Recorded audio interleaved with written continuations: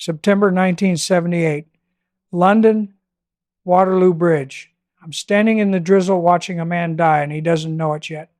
His name was Georgy Markov, Bulgarian dissident, broadcaster for the BBC and Radio Free Europe. Talked too goddamn much about the Bulgarian government and their Soviet handlers. Made him a problem, made him a target. And I was there because 3 weeks earlier, a contact in Langley had sent word that something was coming, something new, something the Soviets were testing in Western Europe before rolling it out wider.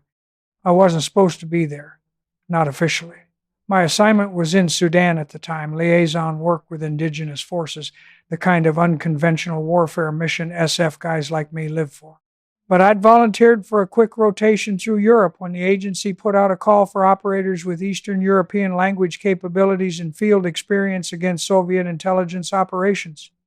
What you may turn down, it sounds insignificant, may turn out to be the best thing going. It may be a cover story for something really good, so volunteer for everything going. That's the rule. That's always been the rule. So I took the assignment. Flew into London under commercial cover as a telecommunications equipment sales representative. Plausible backstory. Gave me reason to move around the city, visit offices, carry technical equipment that could hide surveillance gear. Not agricultural work this time. I'd use that cover in Africa and Southeast Asia. But here in London, I needed something that fit the urban environment and the Soviet operational pattern we were tracking. The Bulgarians had a problem with their dissidents. Guys like Markov who defected and were broadcasting criticism back into Bulgaria, undermining the regime, embarrassing the leadership. Traditional methods weren't working. Defectors in the West had protection, security, awareness. You couldn't just grab them off the street or stage a simple hit. The British weren't stupid. They were watching. So the Soviets and their Bulgarian friends were developing something different, something sophisticated, something that looked like natural causes or random illness. We'd picked up chatter, technical discussions about delivery systems, biological agents, toxins that broke down rapidly in the body, left minimal traces, mimicked heart attacks or sudden organ failure. The kind of thing that would pass a standard autopsy unless you knew exactly what you were looking for. And we didn't know what we were looking for yet. That was the problem. My job was surveillance. Watch known Bulgarian intelligence officers operating in London, track their movements, identify patterns, see if any of them were moving into position near high-value dissident targets. It was boring goddamn work most of the time. Hours and hours of watching nothing happen. Following guys who went to lunch, went shopping, went home. But boring work is where you learn. Boring work is where the small details appear that break cases wide open later. I had 3 primary targets. Bulgarian embassy personnel with known connections to their intelligence service. I rotated surveillance between them, never staying on one guy long enough to be noticed, never establishing a pattern they could detect. Classic counter-surveillance discipline. You watch, you learn, you stay invisible. And then on September 7th, 1978, everything changed. One of my targets, we'll call him Victor, though that wasn't his real name, broke pattern. He'd been predictable for weeks. Office, lunch, meetings, home. But on the 7th, he deviated. Left the embassy around 10 in the morning, walked to a cafe, met with 2 other men I didn't recognize. They talked for 40 minutes. One of the men passed him something small. I couldn't see what it was from my position across the street, but the way Victor handled it, careful, deliberate, like it was both precious and dangerous, told me this was operational. After the meeting, Victor walked, just walked. No destination, no purpose. Surveillance, detection route. He was checking for tails, seeing if anyone was following him. I let him go. Didn't follow. That's discipline. You don't compromise yourself for one day's surveillance when the larger operation is still developing. You let them think they're clean, and you pick them up again later when they're confident. But I noted the location, I noted the time, I noted the 2 men he'd met, and I sent a cable back to Langley that night reporting the deviation and the handoff. 3 days later, I picked up Victor again. He was moving with purpose now. No more aimless walking. He had a target. He was heading toward the BBC World Service headquarters. That's where Markov worked. That's where the dissidents gathered. That's where the Bulgarians wanted to send a message. I should have called it in right then. Should have alerted British security. Should have warned someone. But I didn't have proof of anything except one meeting and one change in routine. You can't sound the alarm every time a suspected intelligence officer goes near a public building. You'd cry wolf so many times nobody would listen when the real threat appeared. So I watched, I waited, I documented, and on September 7th, exactly 3 weeks after that initial meeting in the cafe, Victor struck.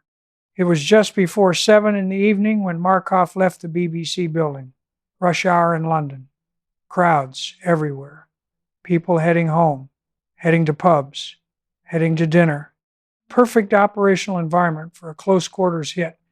Maximum confusion, maximum deniability, maximum chance of escape.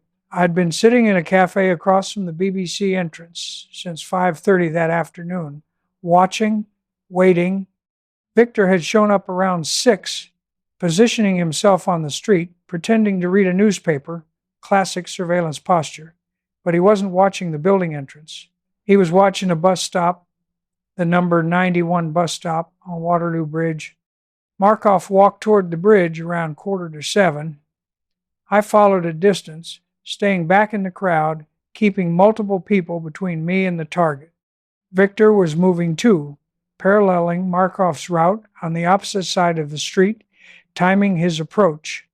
The bus arrived at the stop around 7 o'clock, crowd of maybe 20 people waiting to board. Markov was in the middle of the group, briefcase in one hand, umbrella in the other. London weather, always raining, always goddamn wet. Everyone had umbrellas. Everyone was focused on getting onto the bus, getting home, getting out of the rain. Victor moved in from behind. Quick approach. Professional. I was maybe 30 feet away, blocked by the crowd. Couldn't get closer without compromising myself. And then I saw it happen. Victor bumped into Markov. Just a bump. A jostle in the crowd. The kind of thing that happens 100 times a day in rush hour London. But Markov reacted. Turned around sudden, sharp intake of breath. Victor apologized. I couldn't hear the words, but I saw the gesture, the apologetic wave. Markov touched the back of his right thigh, looked confused, looked irritated. Victor was already moving away, umbrella in hand, disappearing into the crowd. Markov boarded the bus. I watched Victor walk down the street, calm, unhurried. Professional, goddamn professional hit, and I'd just witnessed it, and I didn't even know for sure what I'd seen. I made a choice right then. I could follow Victor, track where he went, try to gather evidence of what he'd just done, or I could try to intercept Markov, warn him, get him to medical attention if he'd been poisoned or injected with something. But I didn't know if anything had actually happened. Could have been a genuine accident. Could have been a feint, a test run to see if they could get close enough to make a real attempt later. And if I burned my cover by approaching Markov without proof, the entire surveillance operation would collapse. So I followed Victor. That's the call I made. You prioritize intelligence gathering over individual protection when you're operating in denied areas without backup. That's the reality of the work. That's what people don't understand about this job. Sometimes you have to let something happen so you can prevent 10 more things from happening later. Victor walked for 6 blocks. No surveillance detection route this time. Direct movement. Confident. He'd done his job and he knew it had worked. He met another man, one of the two from the original cafe meeting 3 weeks earlier, and handed off the umbrella. Quick exchange. Professional handoff drill. The second man took the umbrella and Victor walked away empty-handed. I took photographs, long lens camera hidden in my telecommunications equipment case, got shots of the handoff, shots of both men's faces, shots of the umbrella itself, documented everything. That's the training. That's the discipline. You don't know what's important until later, so you document everything and let the analysts sort it out. Markov died 4 days later, September 11th, 1978, St. James Hospital. Fever, vomiting, irregular heartbeat, organ failure. The doctors couldn't figure it out. Looked like sepsis, like some kind of infection. But the progression was wrong. Too fast, too severe, too resistant to treatment. They ran tests, found nothing conclusive. And then the British pathologist did the autopsy, found a tiny metal pellet embedded in Markov's thigh, 1.7 millimeters in diameter. 2 holes drilled through it, filled with a waxy substance that had melted at body temperature. And inside that waxy substance, traces of ricin and plant toxin, deadly as hell. No antidote, no treatment. You get enough of it in your bloodstream, you die. Period. The umbrella had been weaponized, modified with a compressed air or spring mechanism in the tip. Victor had jabbed Markov with it during that bump on Waterloo Bridge, fired the pellet into his thigh, delivered the poison. The waxy coating had melted inside Markov's body, released the ricin into his bloodstream. By the time symptoms appeared, it was too late. By the time the doctors understood what had happened, Markov was already dying. That's when British intelligence came to me. Well, not to me directly. They came to Langley, and Langley connected them to the operator who'd been running surveillance on Bulgarian intelligence personnel in London. They wanted my photographs. They wanted my documentation. They wanted everything I'd seen. I gave them the photos of Victor. I gave them the photos of the handoff. I gave them the timeline of movements, the pattern analysis, the technical assessment of what I'd witnessed. But by then, Victor was gone. Back to Bulgaria within 72 hours of the hit. The second man was gone too. The umbrella had disappeared. We had proof of what had happened, but no way to prosecute it, no way to retaliate openly without creating an international incident. The British expelled 90 Bulgarian intelligence officers from London over the next year, shut down their operations completely. But Victor never faced charges, never went to trial. Retired somewhere in Bulgaria with a goddamn pension and a medal, probably rewarded for inventing a assassination method that the Soviets would use again and again throughout the 80s and 90s. And I went back to Sudan, back to my SF mission, back to unconventional warfare and indigenous force development. But I never forgot Waterloo Bridge, never forgot watching a man get murdered in broad daylight and not being able to stop it. Here's the part they don't tell you in the official reports. Here's the part that got classified and buried and forgotten except by the operators who lived through it. Markov wasn't the first. He wasn't even the second. He was the third successful test of the poison umbrella system. And I'd been tracking the development of the program for 8 months before Waterloo Bridge happened. It started in Paris, June 1978. A Romanian defector named Mihail Dimitrov, found dead in his apartment. Heart attack, the French police said.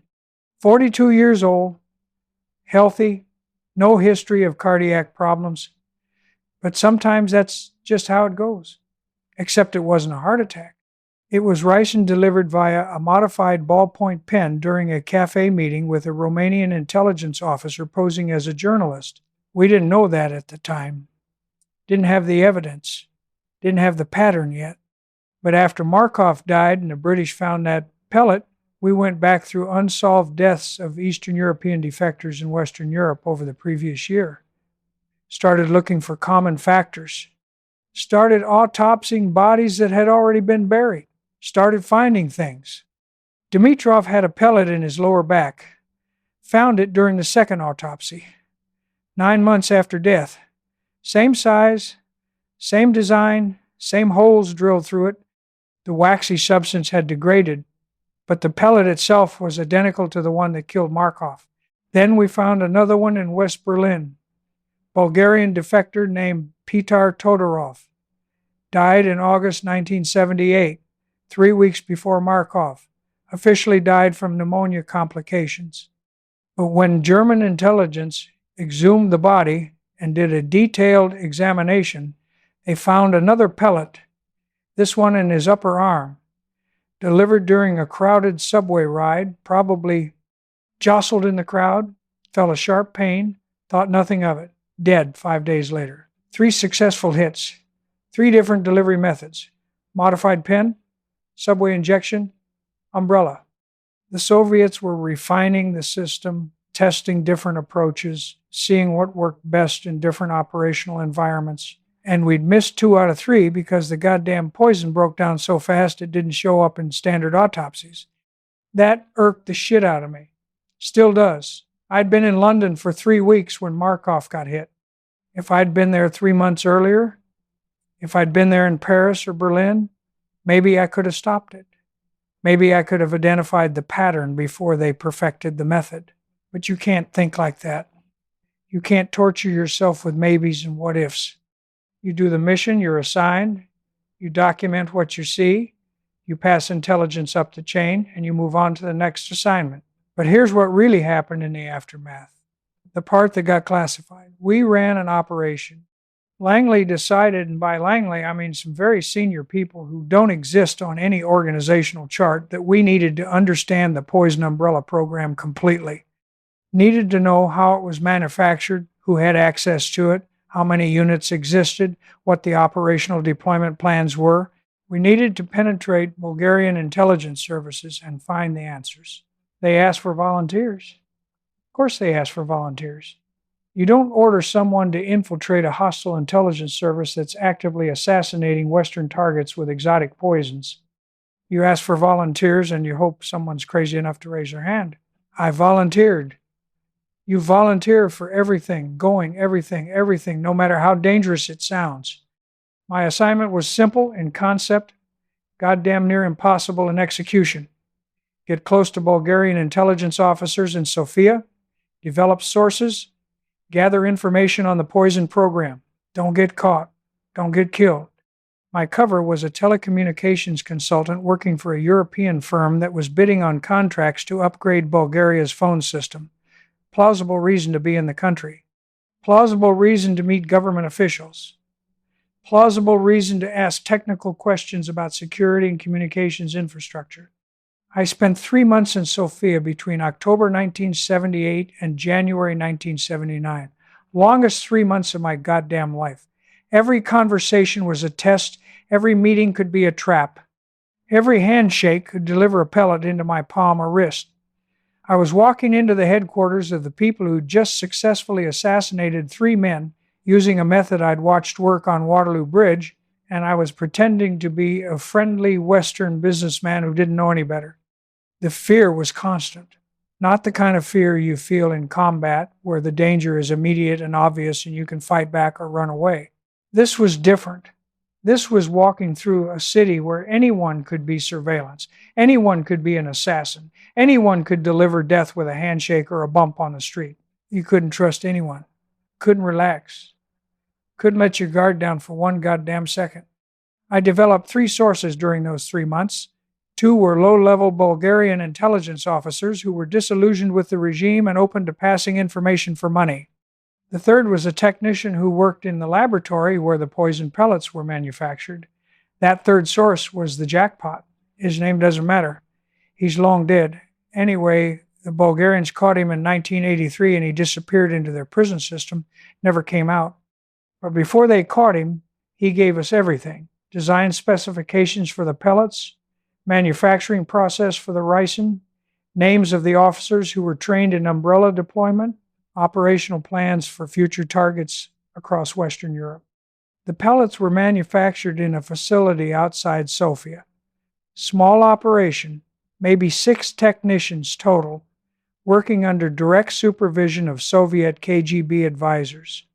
The ricin came from castor beans processed in a laboratory that officially studied agricultural pest control. The umbrellas were modified in a separate workshop, fitted with compressed air mechanisms that could fire a pellet with enough force to penetrate clothing and skin, but not enough to cause obvious injury. The whole thing was brilliant in a horrifying sort of way. Simple, effective, deniable. The technician told me they'd manufactured approximately 150 pellets between 1976 and 1979. Some had been used in tests on animals. Some had been used in training exercises. Some had been used in the 3 successful assassinations we knew about. But most of them, maybe 100 pellets, were still in inventory, waiting for deployment against future targets. We had a list, names of Bulgarian and Soviet defectors in Western Europe who were marked for elimination using the poison umbrella system. 23 names on that list. Markov had been number 7. Dimitrov had been number 3. Todorov had been number 5. There were 16 more names still active. 16 more people walking around London, Paris, Berlin, Rome, Vienna, thinking they were safe, not knowing they were on a kill list being executed with exotic poison. I passed that information back to Langley in January 1979, encrypted cable through the embassy in Sofia, routed through multiple cutouts, maximum security classification. And then I got the hell out of Bulgaria before anyone figured out what I'd been doing there. The Western intelligence services ran a coordinated protection operation for all 23 people on the list. Increased security, changed routines, educated them on the threat, taught them surveillance detection, gave them direct lines to emergency medical services that could respond to ricin poisoning. We couldn't prevent all attacks. The Bulgarians and Soviets were too goddamn good at close quarters assassination, but we could make it harder, riskier, less likely to succeed. 3 more attempts happened between 1979 and 1981. One in Munich, one in London again, one in Stockholm. All 3 failed. The targets felt the jab, recognized what had happened because we warned them, got to hospitals within hours, received aggressive treatment that flushed the poison from their systems before lethal doses could accumulate. 2 survived completely. 1 died anyway. Ricin had penetrated too deep, spread too fast, but at least he knew what had killed him before he died. At least his family had answers. After 1981, the poison umbrella program was shelved. Too many failures, too much Western awareness, too much risk of exposure. The Bulgarians went back to traditional methods: car accidents, suspicious falls, mysterious disappearances. Less sophisticated, more obvious, but also more reliable in their own terrible way. And I went back to Sudan, back to Africa, back to the work I'd volunteered for in the first place. But I carried those 3 months in Sofia with me forever. Carried the fear, carried the knowledge of what I'd seen, carried the names of the people I'd helped save by gathering intelligence that prevented their murders. That's the part they don't talk about. The successful counterintelligence operation that stopped a Soviet-Bulgarian assassination program cold. The fact that one operator volunteering for a dangerous assignment probably saved a dozen lives by penetrating their intelligence service and stealing their operational plans. You won't find it in the official histories, won't find it in the declassified CIA documents from that era, won't find my name anywhere in the public record of the Markov assassination. But it happened. I was there. I did that work. And it goddamn well mattered. Here's what you need to understand about the poison umbrella incident and everything that came after it. This wasn't about exotic weapons or sophisticated assassination techniques or Cold War intrigue. This was about fundamentals, about the principles that make operators effective in any environment against any threat in any era. First principle, volunteer for everything. When Langley put out that call for operators with Eastern European language skills and field experience, I could have said no. I was comfortable in Sudan. I had established relationships with indigenous forces there. I knew the terrain, knew the mission, knew what I was doing. Taking a rotation through Europe meant leaving that comfort zone, learning new operational patterns, adapting to urban surveillance instead of jungle warfare. But I volunteered anyway. And because I volunteered, I was in position when the Markov hit happened. I was the operator on the ground who could document what happened, who could provide the photographic evidence and timeline analysis that helped British intelligence understand what they were dealing with. If I'd stayed in Sudan, someone else would have been assigned to that surveillance mission. Maybe they would have been in the right place at the right time, maybe not, but I was there because I'd volunteered. And that made all the difference. Second principle, Never quit. 3 months in, Sofia was brutal. Constant stress, constant fear, constant awareness that one mistake could mean death from an untraceable poison. There were moments, plenty of them, when I wanted to abort the mission, get out, go back to Langley and tell him this was too goddamn dangerous. The risk wasn't worth the potential intelligence gain. But I didn't quit. I stayed. I developed those sources. I gathered that information. And because I didn't quit, we got the complete intelligence package on the Poison Umbrella program. We got the names, the manufacturing details, the target lists, everything. That intelligence saved lives, directly, measurably saved lives. But only because I didn't quit when it got hard. Third principle, warriors are defined by the desire to be involved. I didn't have to go to Sofia. I didn't have to take that risk. I could have provided my surveillance documentation from London and let someone else handle the penetration operation. But I wanted to be involved. I wanted to see it through. I wanted to be the operator who finished what I'd started on Waterloo Bridge. That's what makes you a warrior. Not the killing hell. Killing is easiest thing going. What makes you a warrior is that fundamental desire to be present when things happen, to be involved in the action, to see missions through to completion no matter how dangerous or difficult they become. The Poison Umbrella program taught me something else too. Something about the nature of warfare in the modern era. The most dangerous threats aren't always the most obvious ones. A man with an AK-47 is obvious. A tank rolling down the street is obvious. A bomber overhead is obvious. You can see those threats, prepare for them, defend against them. But a man with a modified umbrella in a crowd, that's invisible. That's the kind of threat you can't defend against with conventional tactics, can't spot with conventional surveillance, can't prevent with conventional security. It requires different thinking, different preparation, different operational awareness, and that's what SF training prepares you for.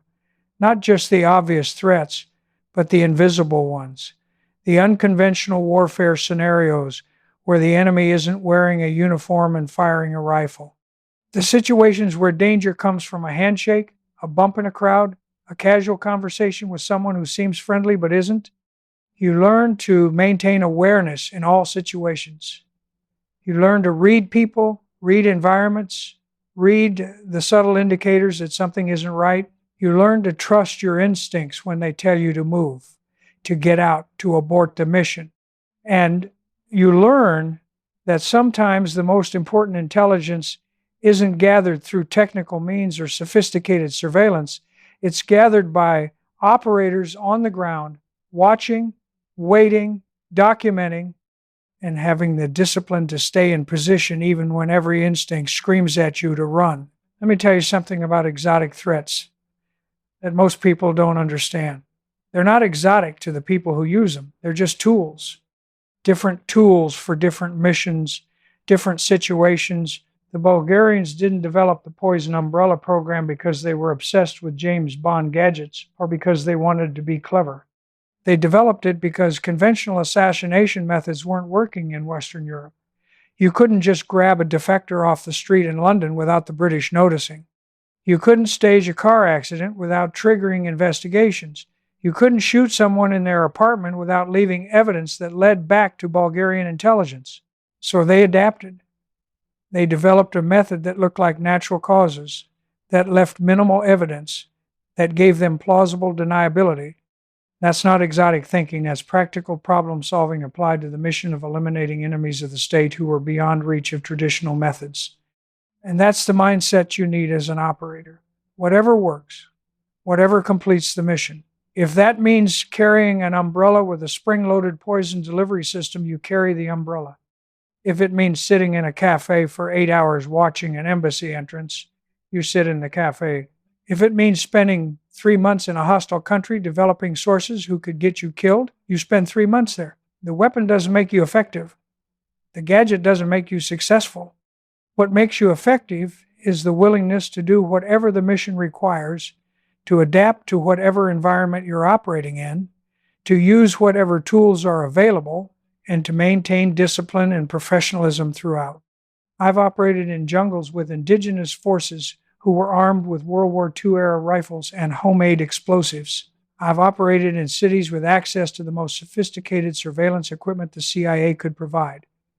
The quality of the equipment didn't determine success or failure. What determined success or failure was whether I understood the mission, understood the environment, understood the threat, and maintained operational discipline regardless of circumstances. The Poison Umbrella program succeeded initially because the Bulgarians understood their operational environment better than we did. They understood that Western security services were looking for traditional threats, guns, bombs, kidnappings. They understood that medical systems weren't prepared to identify exotic poisons in autopsy. They understood that crowds and rush-hour commutes created opportunities for close-quarters attacks that would be impossible to prevent or detect. But once we adapted, once we understood what they were doing and how they were doing it, the program failed. Not because we had better technology or better weapons, but because we had better intelligence and better operational awareness. We educated the targets. We increased medical response capabilities. We documented the threat pattern and shared information across Western intelligence services. We adapted faster than they could adjust their tactics. That's the lesson. Adaptation beats innovation. Understanding beats sophistication. Intelligence gathering beats exotic weapons. Every goddamn time. And here's the other lesson that people miss when they talk about the Poison Umbrella incident. The individual operator matters. Not the organization, not the technology, not the budget. The individual operator on the ground, making decisions in real time, gathering intelligence, taking risks, doing the work. If I hadn't been in London in September 78, someone else would have been assigned to that surveillance mission. Maybe they would have been in position on Waterloo Bridge. Maybe they would have documented the hit. Maybe they would have identified the pattern. Maybe not. But I was there, and I did the work, and that made a difference. If I hadn't volunteered for the Sofia penetration mission, someone else might have gone. Or maybe the mission would have been scrubbed as too dangerous. Or maybe it would have been assigned to a different operator who didn't have the right language skills or operational experience, and the whole thing would have failed. But I volunteered, and I went, and I succeeded in gathering the intelligence that shut down the program. That's what warrior is a guy that wishes to be involved means in practical terms. It means you don't wait for someone else to step up. You don't assume the organization will handle it or that technology will solve it or that someone smarter or better trained will volunteer. You step up, you get involved, you do the work yourself. And sometimes, not always, but sometimes that individual decision to be involved makes all the goddamn difference. The Poison Umbrella program killed 3 people before we stopped it. Could have killed 23 if we hadn't penetrated their intelligence service and stolen their target list. Could have continued for years if we hadn't adapted our autopsy procedures and medical response protocols, but it didn't, because individual operators made individual decisions to volunteer for dangerous assignments and gather intelligence that stopped the program. That's not exotic. That's not sophisticated. That's just warriors doing warrior work, being involved, never quitting, volunteering for everything, maintaining discipline and professionalism regardless of circumstances, the fundamentals that apply in every operational environment against every threat in every era. You want to honor the memory of Georgy Markov?